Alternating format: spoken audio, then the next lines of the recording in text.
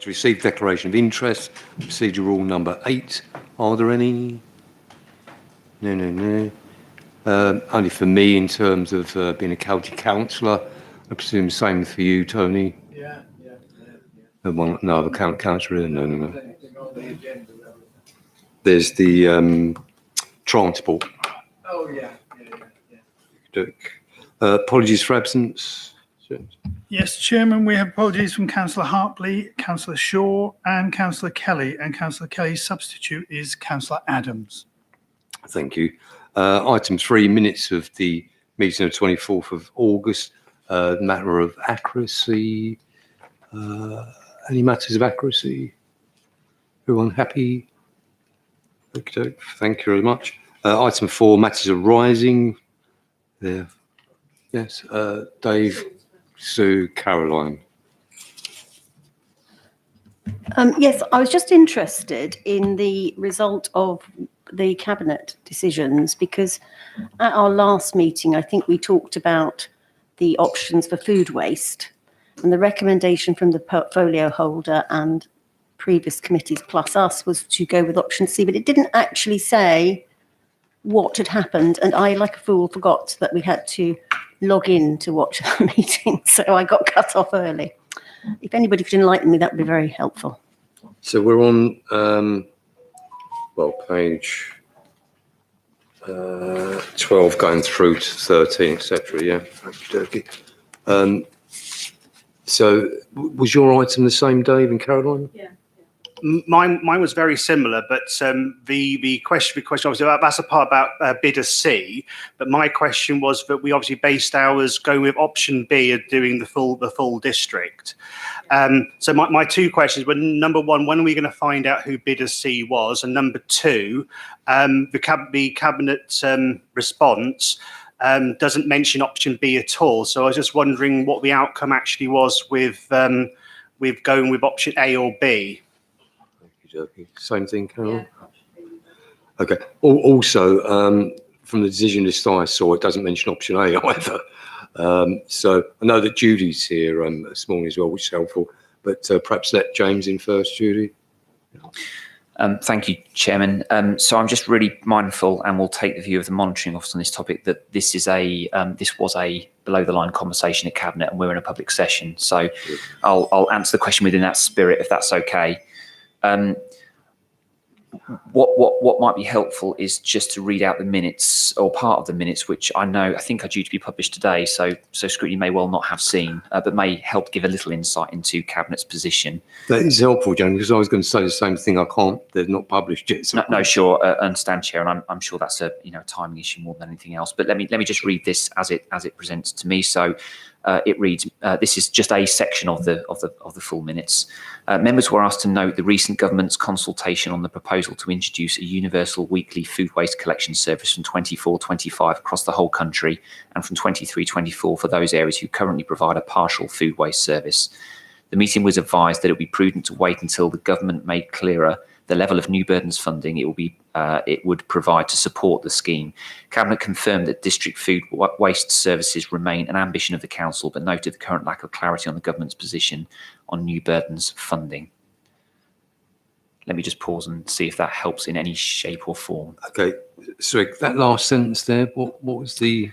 Cabinet confirmed that district-wide food waste services remain an ambition of the council, but noted the current lack of clarity on the government's position on new burdens funding. Ambition, yeah, okie dokie. Grant. Yeah, no, Judy put her hand up, but Grant, go first. Go on then. Okay. Sorry. It's just something that Jamie's mentioned. This item was discussed as exempt papers.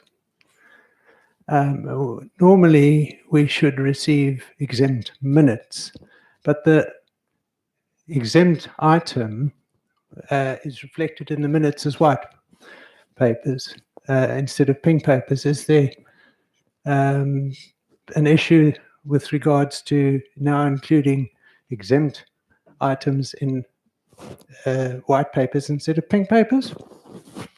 Yeah, go ahead. Yeah, happy to pick that up, Chairman. So the minutes that Jamie has just read out are the public version of the minutes from Cabinet that will be in the public arena. So absolutely what's been read out is fine. I would suggest any further conversational comments on the back of that we do in closed session, but the bit that Jamie has read out is absolutely the extract from the public minutes from Cabinet. Sorry, I was referring to the overview and scrutiny minute papers, not the Cabinet papers. If I could just, I think what Grant's saying, and I thought the same thing actually again when I looked at it last night. I thought, oh, because we usually have under our agenda as well, we usually have exempt from minute from the previous, which then you take at the end. That's what we usually do. So it seems to be a bit. Yeah. Chairman, if I may, I tried to produce as full a minute as I could, a public minute. Yeah, So I understand that, that. Yeah, but the exempt minute, I'm guessing now. This is a guess at the moment, and Jamie can come in. I'm guessing the exempt minute isn't here because it's not been published yet. Sorry, Chairman, my comment was on another question that Councillor King asked. So let me just finish this stream, and if you come back to me. Would that be the case? So in terms of this, as James, obviously we've had timing because the meeting was recent. So the we always, for open and transparency, put as much as we are able to in a public minute. So you have your agenda with your public items and your exempt items. For openness and transparency, the team do try to write a minute on that item that can go in the public arena for transparency. If there is more detail that needs to be written, absolutely that ends up in an exempt minute within your agenda. So that's why I'm saying the conversation that you're currently having at the moment is okay to have in the public arena because those minutes will be in the public arena.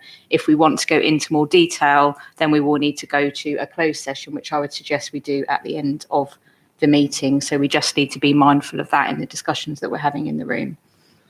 Okay. Now, if we go to a closed session at the end of the meeting, that means that the discussion we're having now, we're parking till the end of the meeting. Or you can go to closed session now and I'll ask Leah to pause the live stream. It's however you want to do, Chair. I think for expediency, it's probably better to do it now. Okay. Can you resolve to go to private? Leah, just wait 1 second, please.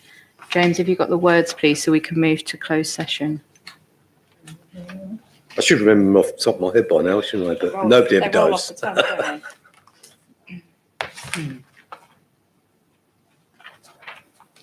Thanks, James. Right, I move that the press and public be excluded from the meeting for the remaining of the item of business because otherwise information which is exempt information by virtue of paragraph 3 of part 1 of Schedule 12A of the Local Government Act 1972 as amended by the Local Government Access to Information Variation Order 2006 would be disclosed to them. So move. Agreed.